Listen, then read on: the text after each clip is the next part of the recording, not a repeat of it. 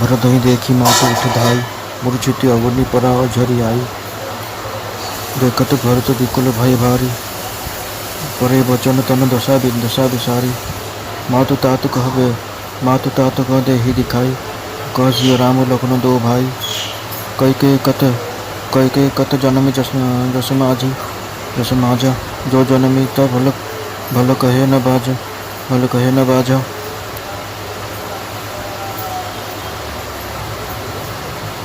कुल कलंक जही जन्म मोही, अपजस भाजन प्रियजन द्रोही। को त्रिभुवन महेश्वर से अभागी, व्रती असी तोरी मातु जही लागी। पितु सुरपुर बन रघुपुर केतु, मैं बोल सब अनरथ हेतु। दिग मोही भयो बेनु आगी, दुषदा दुख दूषण भागी। मातु भरत के वचन मृदु, सुनि पुनि उठी संभारी। लिए उठाई लगाई उर, लोचन मोचुति बारी। सरल सुभाय माय हिय लाए, अतीत मन हो राम फिरि आए। बेट बहुरी लखन लघु भाई, शोक सनेव न हृदय समाई। देखी सुबह बहुत सब कोई, राम मातु अस काहे न होई। माता भरत गोद बिठारे, आंसू पोछ मृदु वचन उचारे। अजो बछ बलि धीरज धरहु, कुसुम समझ शोक परिहरहु। काहु ही दोष देहु जन दाता, महा मोहि सब पिति बाम विधाता। जो एते दुख मोहि जियावा, आजू को जानई कति भावा।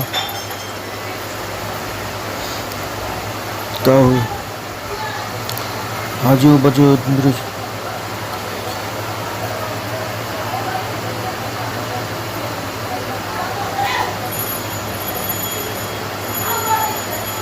पितु आयो से भूषण बसन, तात तजे रघुवीर।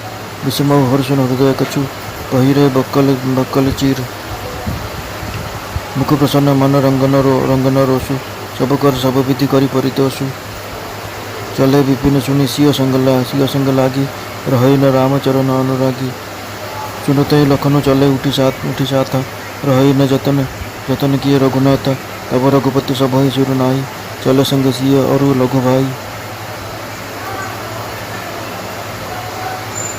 राम लखन सिय बनहि सिधाई, गयो न संग न प्राण पठाए। यह सब भाई हिन अखिन आगे, तर न तज तनु जीव अभागे। मोहि न लाज निज नेहु निहारी, राम सरस सुत में महतारी। जिय मरे भले भूपति जान, मोर हृदय सत कुलिस समान। कौशल्या के वचन सुनि, भरत सहित निवासु। व्याकुल बिलपति राजगृह, मानव शोक निवासु। बिलपहि बिकल भरत दो भाई, कौशल्या लिए हृदय लगाई। भांति अनेक भरत समझाए, कही विवेकमय वचन सुनाए। भरत मातु सकल समझाई, कही पुराण श्रुति कथा सुहाई। चल विहीन सुच सरल सुबानी, बोले भरत जोर चुप पानी।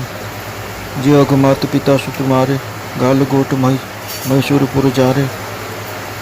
जे अगतिय बालक बद कीने, मीत महीपति माहुर दीने। जे पातक उपपातक अहि, कर्म वचन मन भव कवि कहाई।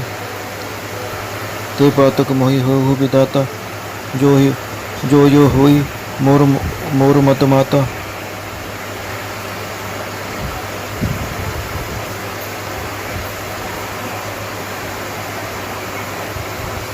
जे परिहरि हरिहर चरण भजई भूत गण घोर। तही गई गति मोहि देव विधि, जो जननी मत मोर। दे भई बेदु धर्म दुहि लेहि, कि सुन पुराय पाप कहि देहि। कपट कुटिल कलह प्रिय क्रोधी, वेद विदूषक विश्व विरोधी। लोभी लंपट लोलुपचारी, जे ता कहीं परधन पर। लोभी लंपट लोलुपचारा, जे ता कहीं परधन परदारा। पावे मैं तिन के गति घोरा, जो जननी हो सम्मत मोरा। दे नहीं साधु संग अनुरागे, परमारथ पथ मुख अभागे। जे न भजई हरि नर तो न पाई, जे नहीं न हरिहर सुजस सुहाई। तजी सूत पंथ वाम पथ चलही, पंचक बिरचि बेस जग चलहि तिन्हा के गति मोहि शंकर देव जननी को जनन जो यूँ जानो जानो भेव मातु भरत के वचन सुनी साचे सरल सुभाए कहती राम प्रियता तुम सदा वचन मन गाए राम प्राण होते प्राण तुम्हारे तुम रघुपति ही प्राण होते प्यारे विधि विश्व भव्य सर्व हिमु आगी होई बारी बारी चोर बारी बिरागी भय ज्ञान बर मिटे न मोहु तुम राम ही प्रतिकूल न हो मत तुम्हारे यहु जो जग कहाई सो सपने हूँ सुख सुगति न लहाई अस कही मातु भरत ही लाए थन पय सो वही नायन जल छाए भरत बिलाप बहुत ही भांति करत बिलाप बहुत ही भांति बैठ ही बीती गई सबराती वामदेव वशिष्ठ तब आए सचिव महाजन सकल बोलाए मुनि बहु भांति भरत उपदेश कई परमारथ वचन सुदेश तात हृदय धीरज धरहु करो जो अवसर आजु उठे भरत गुरु वचन सुनी करन कहु सब काज सब साजु द्रुपदन वेद विदित हवा परम विचित्र विवन बनावा घई पद भरत मातु सब राखी वहीं रानी दर्शन अभिलाषी बंधन अगर चंदन अगर घर बहु आए अमित अनेक सुगंध सुहाय सरुज तीर रचि चिता बनाई जनसूर पुरुष पन सुहाई ए विधि दहा क्रिया सब कीनी विधिवत नाई तिलंजलि दीनी शोधि सुमति सब वेद पुराना तीना भरत दशागत विधाना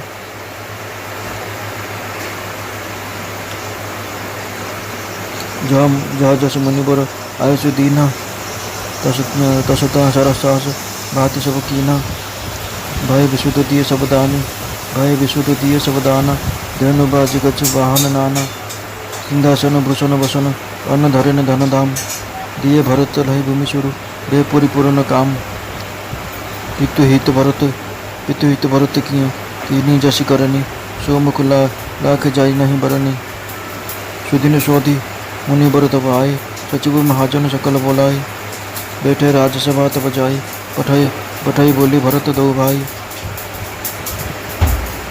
भरत वशिष्ठ निकट बैठारे नीति धर्ममय वचन उचारे प्रथम कथा सब मुनि बर बरनी कई कुटिल कीनी जसी करनी भूप धर्म व्रत सत्य सराही जहि तनु परिहरि प्रेम निवाही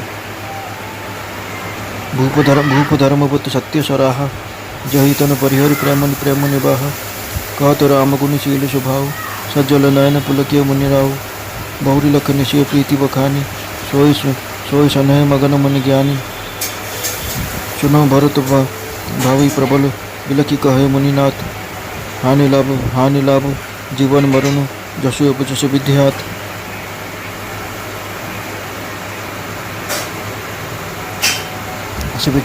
असी बिचारी कही दे दोषु व्यरति गाही पर की जो रोसु दात बिचारु करहु मन माही सोच जोग दशरथ न पुनाही सोचे विप्रज वेद विहीना तज निज धर्म विषय भय लेना सोचे नुपति जो नीति न जाना जहि न प्रजा प्रिय प्राण समाना सोचे बस कृपन धनवानु जो न अतिथि शिव भगति सुजानु सोचे शूद्रु विप्र अवमानी मुखरवान प्रिय ज्ञान गुमानी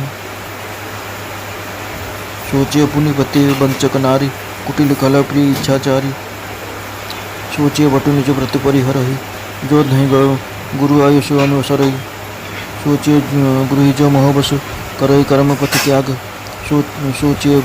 सोचे जाति प्रपंच रत विगत विवेक विराग बैखाना सोई सोचे जोगु तप बिहाई जहि भावई भोगु सोचे विष्णु अकारण क्रोधी जनक जनक गुरु बंधु विरोधी जननी जनक गुरु बंधु विरोधी सब विधि सोचिए पर उपकारी निज तन पोषक निर्दय भारी शोचनीय सब ही विधि शोचनीय सब ही विधि सोही जो न छाड़ी छलु जो न छाड़ी जलु हरिजन होई शोचनीय नहीं कौशल राहु भुवन चारि दश प्रकट प्रभाव भयो न हई न अब हनिहार भूप भरत जस पिता तुम्हारा। विधि हरि सुरपति विधि विधि हरि हर सुरपति दिशनाथ। बर नहीं सब दशरथ गुण गाथा। कहतु तात कई भात केहू कर ही बढ़ाई तासु। राम लखन तुम शत्रुहन सरिय सुवन सुचि जासु। सब प्रकार भूपति बड़ भागी। वादी विषाद करिय ते लागी। यह सुनि समझे सोच परिहरहु। सिर धरि राज रजायुष करहु। राय राजपति तुम कहो दीना। पिता बचन पुरु चाहिए कीना। जय रामो जही बचन ही लागी। तनु परिहरि राम बिरहागी। नृपहि बचन प्रिय नहीं नुपहि वचन। नृपहि बचन प्रिय नहीं प्रिय प्राण। करो तात पितु वचन प्रवान। करो शीश धरि भूप रजाई। कही तुमको सब भांति भलाई। परशुराम पितु आज्ञा राखी। मारी मातु लोक सब साखी। तनय जजाति जौवन दयौ। पितृ आज्ञा अघ अजसुन भयौ। अनुचित उचित विचारु तजी।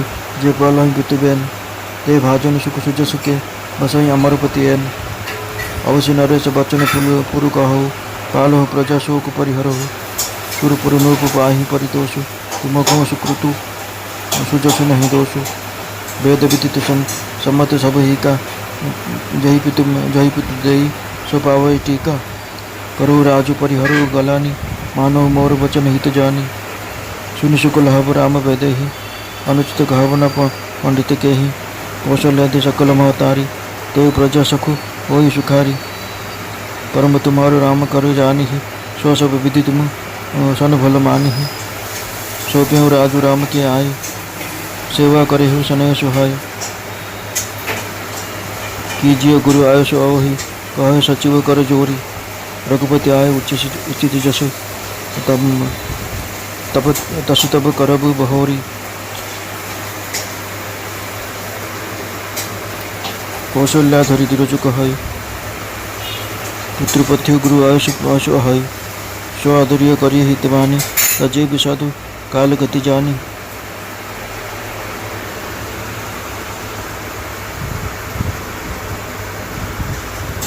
वन रघुपति सुरपुर नर नाहु।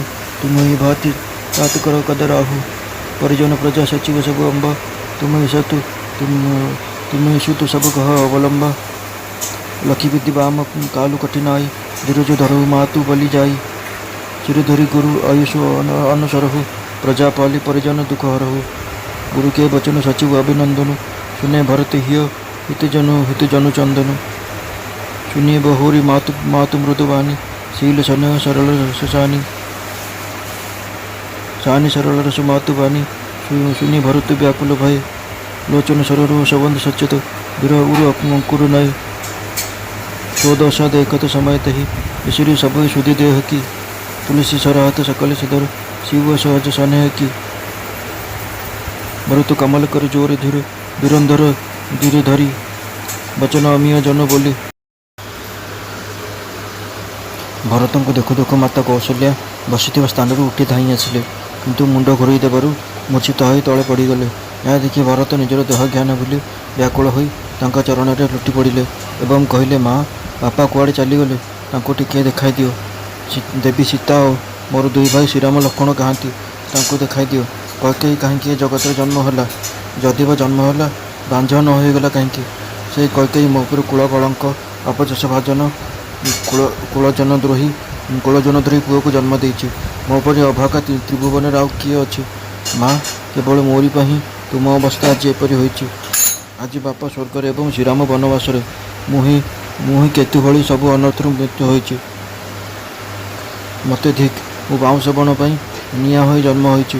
तेणु मु दुष ज्वाला दुख और दोषर भागीदार हो गले। भरत कोमल वचन शुणी माता कौशल्या निजको संभाली उठी बसिले एवं से भरत को उठाई वक्षर लगाइले। नेत्र धार धार हो अश्रु बहीगला। सरल स्वभाव माता आदर सहित भरत को कलाग्रत कले। लगिला सत्य जेपरी श्रीराम लेउटी आसपर से लक्ष्मण को सान भाई शत्रुघ्न को आलिंगन कले। हृदय शोक और स्नेह उछली पड़ा। କୌଶଲ୍ୟାଙ୍କର ସ୍ୱଭାବ ଦେଖି ସମସ୍ତେ କହୁଥାନ୍ତି ଶ୍ରୀରାମଙ୍କ ମାଆଙ୍କର ଏପରି ବା ସ୍ୱଭାବ ନ ହେବେ କାହିଁକି। ମାତା କୌଶଲ୍ୟା ଭରତଙ୍କୁ କୋଳରେ ବସାଇଲେ। ତାଙ୍କର ଲୁହ ପୋଛି ଦେଇ କୋମଳ କଣ୍ଠରେ କହିଲେ, ବାପା ତୁମକୁ ମୋ ରାଣ, ତୁମେ ଧୈର୍ଯ୍ୟ ଧର। ଏ ସମୟଟା ଭଲ ନୁହେଁ ଜାଣି ଶୋକ ପରିତ୍ୟାଗ କର। କାଳ ଓ କର୍ମର ଗତି ଅନିବାର୍ଯ୍ୟ। ଏହା ଜାଣି ହୃଦୟରେ କ୍ଲେଶ ଓ ଗ୍ଲାନି ଆଣ ନାହିଁ। ବାପା କାହାକୁ ଦୋଷ ଦିଅ ନାହିଁ। ବିଧାତା ସବୁ ଦୃଷ୍ଟିରୁ ମୋର ବାମ ହୋଇଗଲା। ଏତେ ଦୁଃଖ ଦେବା ସତ୍ତ୍ୱେ ସେ ମୋତେ ବଞ୍ଚାଇ ରଖିଛି। ଏବେ ବି ତା'ର ଇଚ୍ଛା କ'ଣ କିଏ କହିବ। ବାପା ପିତାଙ୍କ ଆଜ୍ଞାରେ ରଘୁବୀର ବସ୍ତ୍ରଭୂଷଣ ତ୍ୟାଗ କରିଦେଇ ବକଳ ବସ୍ତ୍ର ପିନ୍ଧିଲେ। ତାଙ୍କ ମନରେ ହର୍ଷ କି ବିଷାଦ କିଛି ବି ନଥିଲା।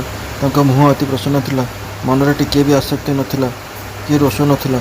ସମସ୍ତଙ୍କୁ ସବୁ ପ୍ରକାର ସନ୍ତୁଷ୍ଟ କରିଦେଇ ସେ ବନକୁ ଚାଲିଗଲେ। ଏହା ଦେଖି ସୀତା ମଧ୍ୟ ତାଙ୍କ ସାଥିରେ ଚାଲିଗଲେ।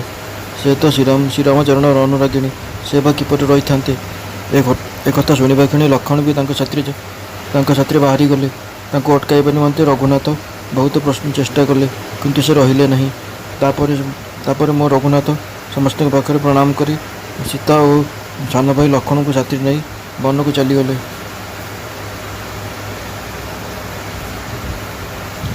ଶ୍ରୀରାମ, ଲକ୍ଷ୍ମଣ, ସୀତା ସମସ୍ତେ ବନକୁ ଚାଲିଗଲେ। ମୁଁ ସେମାନଙ୍କ ସାଥିରେ ଯାଇପାରିଲି ନାହିଁ କି ମୋ ପ୍ରାଣଟାକୁ ସେମାନଙ୍କ ସାଥିରେ ପଠାଇ ଦେଇପାରିଲି ନାହିଁ। ସବୁ କଥା ଏଇ ଆଖି ଆଗରେ ଘଟିଗଲା। ତଥାପି ଏ ଅଭାଗା ଜୀବନଟା ଶରୀର ଛାଡ଼ି ଚାଲିଗଲା ନାହିଁ।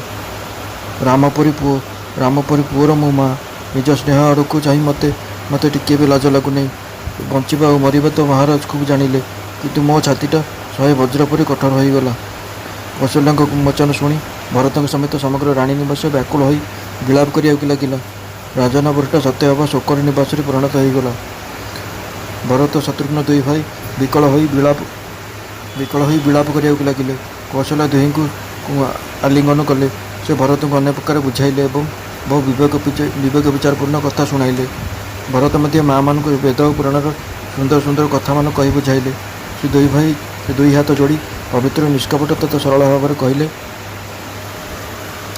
ମାତା ପିତା ବା ପୁତ୍ରଙ୍କୁ ମାରିଲେ, ଗୋଶାଳାରେ ବ୍ରାହ୍ମଣପୁରରେ ନିଆଁ ଲଗାଇଲେ, ସ୍ତ୍ରୀ ଓ ଶିଶୁ ହତ୍ୟା କଲେ, ମୃତ୍ୟୁର ରାଜାଙ୍କୁ ବିଷ ଦେଲେ ଯେଉଁ ସବୁ ପାପ ହୁଏ ଏବଂ ମନ ବଚନ ଓ କର୍ମରେ ଯେଉଁ ସବୁ ପାପ ଓ ଉପପାପ ତଥା ଛୋଟ ବଡ଼ ପାପ ହୁଏ ବୋଲି ଜ୍ଞାନୀମାନେ କହନ୍ତି, ହେ ବିଧାତା ତୁମେ ସାକ୍ଷୀ। ଏହି କାମରେ ଯଦି ମୋର ସମ୍ମତି ଥିବ ତେବେ ମୋତେ ସେହି ସବୁ ପାପ ଲାଗୁ। ମା, ମୁଁ ଯଦି ଏହି କାମରେ ଏକମତ ହୋଇଥିବି ତେବେ ଶ୍ରୀହରି ଓ ଶିବଙ୍କ ଚରଣ ଛାଡ଼ି ଭୟାନକ ଭୂତପତିଙ୍କୁ ଭଜିଥିବା ଲୋକମାନଙ୍କୁ ଯେଉଁ ଗତି ମିଳେ, ବିଧାତା ମୋତେ ସେମାନଙ୍କ ଗତି ଦେଉ। ଯେଉଁମାନେ ବେଦ ବିକ୍ରୟ କରନ୍ତି, ଟଙ୍କା ପଇସା ବିନିମୟରେ ବେଦଶାସ୍ତ୍ର ଶୁଣାନ୍ତି, ଯେଉଁମାନେ ଧର୍ମ ଦହନ କର୍ମ କରନ୍ତି ତଥା ଧର୍ମର ଦୋହାଇ ଦେଇ ଜୀବିକା ଅର୍ଜନ କରନ୍ତି, ଯେଉଁମାନେ ଚୁଗଲିଖୋର, ଯେଉଁମାନେ ଅନ୍ୟର ପାପ କହି ବୁଲନ୍ତି, ଯେଉଁମାନେ କପଟି, କୁଟିଳ, କଳହପ୍ରିୟ ଓ କ୍ରୋଧୀ ତଥା ଯେଉଁମାନେ ବେଦନିନ୍ଦୁକ ଓ ଲୋକବିରୋଧୀ, ଯେଉଁମାନେ ଲୋଭୀ, ଲମ୍ପଟ ଓ ଲାଳସାପରାୟଣ, ଯେଉଁମାନେ ପରଧନ ଓ ପରସ୍ତ୍ରୀ ପ୍ରତି ଲୋଲୁପ ଦୃଷ୍ଟି ପକାନ୍ତି, ହେ ଜନନୀ, ଯଦି ଏହି କାମରେ ମୋର ସମ୍ମତି ଥିବ ତେବେ ସେମାନଙ୍କୁ ଯେଉଁ ଗତି ମିଳେ ମୁଁ ମଧ୍ୟ ସେହିପରି ଭୟାନକ ଗତି ପାଇବି। ଯାହାର ସତ୍ସଙ୍ଗରେ ପ୍ରେମ ନାହିଁ, ଯେଉଁ ଅଭାଗାମାନେ ପରମାର୍ଥ ମାର୍ଗ ପ୍ରତି ବିମୁଖ, ଯେଉଁମାନେ ମନୁଷ୍ୟ ଚୋରରେ ପାଇ ମଧ୍ୟ ଶ୍ରୀହରିଙ୍କୁ ଭଜନ୍ତି ନାହିଁ, ଯେଉଁମାନଙ୍କୁ ହରିହରଙ୍କ କଥା ଭଗବାନ ବିଷ୍ଣୁ ଓ ଶିବଙ୍କୁ ସୁଯୋଗ ଶୁଣିବାକୁ ଭଲ ଲାଗେ ନାହିଁ, ଯେଉଁମାନେ ବେଦମାର୍ଗ ଛାଡ଼ି ବାମ ଅର୍ଥାତ୍ ବେଦ ବିରୁଦ୍ଧ ମାର୍ଗରେ ଚାଲନ୍ତି, ଯେଉଁମାନେ ଠକ ତଥା ଯେଉଁମାନେ ଭେକ ଧରି ଜଗତକୁ ଭଣ୍ଡାନ୍ତି, ହେ ମାତା, ଯଦି ମୁଁ ଏହି ଷଡ଼ଯନ୍ତ୍ରର ରହସ୍ୟ କିଛି ବି ଜାଣିଥିବି ତେବେ ଶିବ ମୋତେ ସେହିମାନଙ୍କର ଦୁର୍ଗତି ଦିଅନ୍ତୁ। ଭରତଙ୍କର ଏହି ସ୍ୱାଭାବିକ ସତ୍ୟ ଓ ସରଳ ବଚନ ଶୁଣି ମାତା କୌଶଲ୍ୟା କହିଲେ, ହେ ପୁତ୍ର, ତୁମେ ତ କାୟମାନ ବାକ୍ୟରେ ସର୍ବଦା ଶ୍ରୀରାମଙ୍କର ପ୍ରେମୀ। ତୁମ ପାଇଁ ଶ୍ରୀରାମ ପ୍ରାଣଠାରୁ ବି ଅଧିକ ପ୍ରିୟ ଏବଂ ତୁମେ ବି ଶ୍ରୀ ରଘୁନାଥଙ୍କର ପ୍ରାଣଠାରୁ ବି ଅଧିକ ପ୍ରିୟ। ଚନ୍ଦ୍ର ବିଷ ଝରାଇ ପାରେ, ତୁଷାର ଅଗ୍ନିବୃଷ୍ଟି କରିପାରେ, ଜଳରେ ଜୀବମାନେ ଜଳ ପ୍ରତି ବିମୁଖ ହୋଇପାରନ୍ତି ଏବଂ ଜ୍ଞାନ ହୋଇଯିବା ପରେ ବି ମୋହ ତୁଟି ନପାରେ, କିନ୍ତୁ ତୁମେ କଦାପି ଶ୍ରୀରାମଙ୍କ ପ୍ରତିକୂଳ ଅର୍ଥାତ୍ ବିରୋଧୀ ହୋଇପାରିବ ନାହିଁ। ତେଣୁ ତୁମର ଏଥିରେ ସହମତି ଅଛି ବୋଲି ଯଦି ଜଗତରେ କିଏ କହିବ ତେବେ ସେ ଯେ କେହି ହୋଇଥାଉ ନା କାହିଁକି ତାକୁ ସ୍ୱପ୍ନରେ ସୁଦ୍ଧା ସୁଖ ଓ ଶୁଭଗତି ମିଳିବ ନାହିଁ। ଏପରି କହି ମାତା କୌଶଲ୍ୟା ଭରତଙ୍କ ହୃଦୟରେ ଚାପି ଧରିଲେ। ତାଙ୍କ ସ୍ତନରୁ ଦୁଗ୍ଧ ସ୍ରବିଗଲା, ନେତ୍ର ପ୍ରେମାଶ୍ରୁ ଜଳରେ ଭରିଗଲା। ଏପରି ଭାବରେ ବସି ବିଳାପ କରୁ କରୁ ରାତି ପାହିଗଲା। ସକାଳୁ ବାମଦେବ ଓ ବଶିଷ୍ଠ ଆସି ପହଞ୍ଚିଗଲେ। ସେ ଦୁହେଁ ସବୁ ମନ୍ତ୍ରୀ ତଥା ମୁଖ୍ୟ ବ୍ୟକ୍ତିମାନଙ୍କୁ ଡକାଇଲେ। ମୁନି ବଶିଷ୍ଠ ପରମାର୍ଥ ବିଷୟରେ ସୁନ୍ଦର ସମୟାନୁକୂଳ ବାଣୀରେ ଭରତଙ୍କୁ ବହୁ ଉପଦେଶ ଦେଲେ। ବଶିଷ୍ଠ କହିଲେ, ବତ୍ସ, ହୃଦୟରେ ଧୈର୍ଯ୍ୟ ଧର ଓ ଆଜି ଯେଉଁ କାର୍ଯ୍ୟ କରିବାର ଅବସର ଆସି ପହଞ୍ଚିଛି, ତାହା ପାଳନ କର। ଗୁରୁଙ୍କ ବଚନ ଶୁଣି ଭରତ ଉଠିଲେ ଏବଂ ସମସ୍ତ ଆୟୋଜନ କରିବା ନିମନ୍ତେ କହିଲେ। ବେଦାନ୍ତ ବିଧି ଅନୁସାରେ ରାଜାଙ୍କ ଶରୀରକୁ ସ୍ନାନ କରାଗଲା। ଗୋଟିଏ ସୁନ୍ଦର ବିଚିତ୍ର ବିମାନ ତିଆରି କରାଗଲା।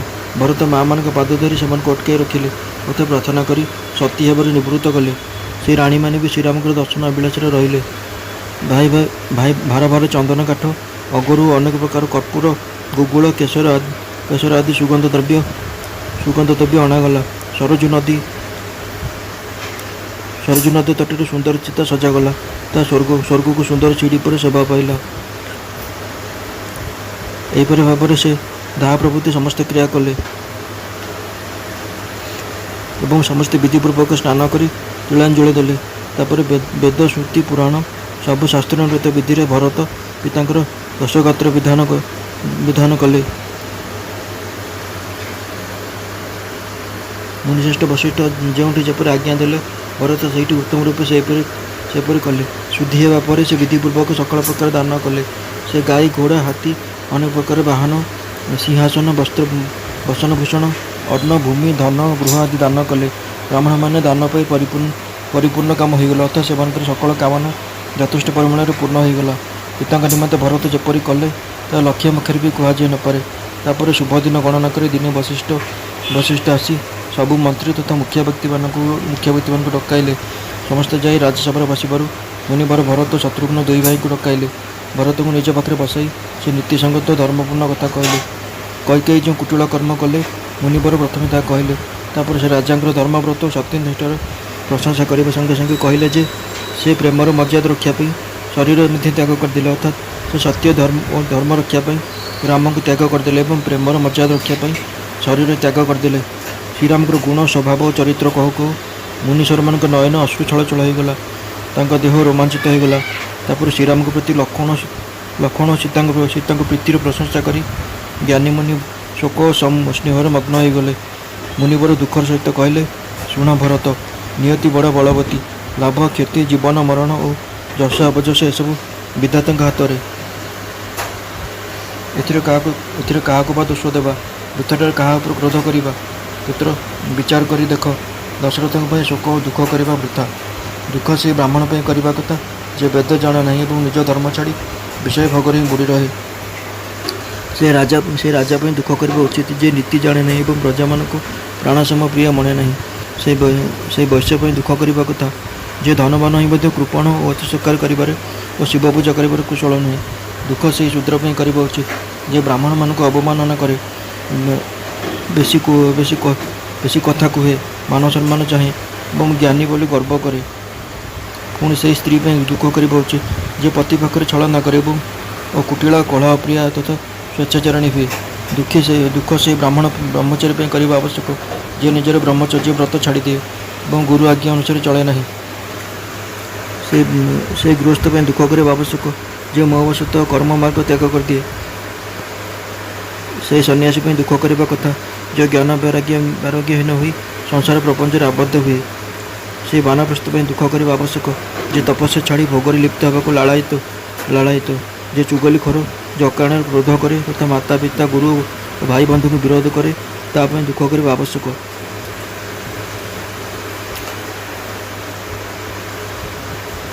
ଦର୍ଶକ ବନ୍ଧୁ, ଏସବୁ କଥା କେବଳ ସେ ସମୟର ଘଟଣାକୁ ନେଇ କୁହାଯାଇଛି। ବର୍ତ୍ତମାନ ସମୟର ପରିସ୍ଥିତି ଅଲଗା, ତେଣୁ ଏସବୁ ପାଳନ କରିବା ପାଇଁ ହେଲେ ବର୍ତ୍ତମାନର ସମୟ ଓ ପରିସ୍ଥିତିକୁ ଦେଖି ଏସବୁକୁ ପାଳନ କରିବାକୁ ହୁଏ। ନଚେତ୍ ସବୁ ସମୟ ସବୁ କଥାର ଏକ ନିର୍ଦ୍ଦିଷ୍ଟ ସମୟ ଥାଏ। ତେଣୁ ବୁଝି ବିଚାରି ଏସବୁ କାର୍ଯ୍ୟ କରିବା ଉଚିତ। ଯେ ଅନ୍ୟର ଅନିଷ୍ଟ କରେ, କେବଳ ସଦର ପରାୟଣ ହୁଏ ଓ ନିତାନ୍ତ ନିର୍ଦ୍ଦୟ ହୋଇଯାଏ, ତା ପାଇଁ ତଥା ଯେ ଚନ୍ଦା କପଟ ଛାଡ଼ି ହରିଭଜନ କରେ ନାହିଁ, ତା ପାଇଁ ସକଳ ପ୍ରକାର ଶୋକ କରିବା ଉଚିତ। କିନ୍ତୁ କୌଶଳ ରାଜା ଦଶରଥଙ୍କ ସ୍ୱଭାବତଃ 14 ଭୁବନରେ ବ୍ୟାପ୍ତ, ତେଣୁ ତାଙ୍କ ପାଇଁ ଦୁଃଖ କରିବା ଉଚିତ ନୁହେଁ। ହେ ଭରତ, ତୁମ ପିତାଙ୍କ ପରି ରାଜା କେହି ନଥିଲେ, ନାହାନ୍ତି କି କେହି ହେବେ ନାହିଁ। ବ୍ରହ୍ମା, ବିଷ୍ଣୁ, ଶିବ, ଇନ୍ଦ୍ର ଓ ଦିଗ୍ବଳ ସମସ୍ତେ ଦଶରଥଙ୍କୁ ଗୁଣଗାନ କରନ୍ତି। ହେ ପୁତ୍ର, ତୁମେ କୁହ, ଯାହାଙ୍କର ଶ୍ରୀରାମ, ଲକ୍ଷ୍ମଣ, ଶତ୍ରୁଘ୍ନ ଓ ତୁମ ପରି ପବିତ୍ର ପୁତ୍ର ଜନ୍ମ ହୋଇଛନ୍ତି, ତାଙ୍କର ପ୍ରଶଂସା କିଏ ବା କେଉଁ ଭାଷାରେ କରିପାରିବ? ମହାରାଜ ସକଳ ପ୍ରକାର ବଡ଼ ଭାଗ୍ୟବାନ ଥିଲେ, ତାଙ୍କ ପାଇଁ ବିଷାଦ କରିବା ବୃଥା। ଏହା ଶୁଣି ବିଚାର କରି ଚିନ୍ତା ଛାଡ଼ିଦିଅ ଏବଂ ରାଜାଙ୍କ ଆଜ୍ଞା ଶିରୋଧାର୍ଯ୍ୟ କରି ତଦନୁସାରେ କାର୍ଯ୍ୟ କର। ମହାରାଜ ତୁମକୁ ରାଜପଦ ଦେଇଛନ୍ତି, ଯେ ନିଜର ବଚନ ରକ୍ଷା ପାଇଁ ଶ୍ରୀରାମଙ୍କ ପରି ପୁତ୍ରକୁ ତ୍ୟାଗ କଲେ ଏବଂ ଯେ ରାମ ବିରୋହର ଅଗ୍ନିରେ ନିଜ ଶରୀରକୁ ଆହୁତି ଦେଇଦେଲେ, ତୁମକୁ ସେହି ପିତାଙ୍କର ବଚନକୁ ସତ୍ୟରେ ପରିଣତ କରିବାକୁ ହେବ। ମହାରାଜଙ୍କ ପକ୍ଷରେ ବଚନ ରକ୍ଷା ହିଁ ପ୍ରିୟ ଥିଲା, ତାଙ୍କୁ ନିଜର ପ୍ରାଣ ମଧ୍ୟ ପ୍ରିୟ ନଥିଲା। ତେଣୁ ହେ ପୁତ୍ର, ପିତାଙ୍କ ବଚନକୁ ସତ୍ୟରେ ପରିଣତ କର, ରାଜାଙ୍କ ଆଜ୍ଞା ଶିରୋଧାର୍ଯ୍ୟ କରି ପାଳନ କର, ଏଥିରେ ତୁମର ସର୍ବବିଧ ମଙ୍ଗଳ ହେବ। ପରଶୁରାମ ପିତାଙ୍କ ଆଜ୍ଞା ମାନି ମାତାଙ୍କୁ ମାରିଦେଲେ, ସମସ୍ତେ ଏହାର ସାକ୍ଷୀ। ରାଜା ଯଯାତିଙ୍କ ପୁତ୍ର ପିତାଙ୍କୁ ନିଜର ଯୌବନ ଦେଇଦେଲେ। ପିତୃ ଆଜ୍ଞା ପାଳନ କରିଥିବାରୁ ସେମାନଙ୍କୁ ପାପ କିମ୍ବା ଅପଯଶ ଲାଗିଲା ନାହିଁ। ଯେଉଁମାନେ ଉଚିତ ଅନୁଚିତ ବିଚାର ଛାଡ଼ିଦେଇ ପିତାଙ୍କ ବଚନ ପାଳନ କରନ୍ତି, ସେମାନେ ସୁଖ ଓ ସୁଯଶର ପାତ୍ର ହୋଇ ଶେଷରେ ଇନ୍ଦ୍ରପୁରୀ ସ୍ୱର୍ଗରେ ବାସ କରନ୍ତି।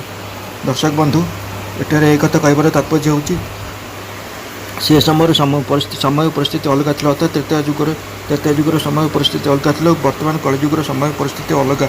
ସମସ୍ତେ ରାଜା ଦଶରଥଙ୍କ ପରି ହୋଇପାରିବେ ନାହିଁ, କି ସମସ୍ତେ ପୁତ୍ର ଭରତଙ୍କ ପରି ପୁତ୍ର ହୋଇପାରିବେ ନାହିଁ।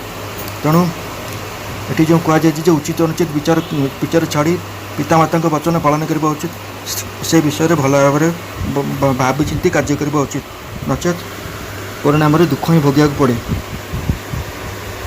ରାଜାଙ୍କ ବଚନକୁ ଅବଶ୍ୟ ସତ୍ୟ କର, ଶୋକ ପରିତ୍ୟାଗ କରି ପ୍ରଜା ପାଳନ କର। ଏପରି କଲେ ସ୍ୱର୍ଗରେ ଥାଇ ତୁମ ପିତା ସନ୍ତୋଷ ଲାଭ କରିବେ, ତୁମକୁ ସୁନ୍ଦର ଯଶ ଓ ପୁଣ୍ୟ ମିଳିବ ଏବଂ କୌଣସି ଦୋଷ ମଧ୍ୟ ଲାଗିବ ନାହିଁ। ଏହା ବେଦ ସମ୍ମତ ଏବଂ ଶ୍ରୁତି ପୁରାଣାଦି ସକଳ ଶାସ୍ତ୍ର ଦ୍ୱାରା ସମ୍ମତ ଯେ ପିତା ଯାହାକୁ ରାଜ୍ୟ ଦିଅନ୍ତି ସେ ହିଁ ରାଜତିଲକ ଧାରଣ କରି ରାଜା ହୁଅନ୍ତି। ତେଣୁ ତୁମେ ରାଜ୍ୟ ଶାସନ କର, ଗ୍ଲାନି ତ୍ୟାଗ କର, ମୋ କଥାକୁ ହିତ ବୋଲି ମାନ। ତୁମେ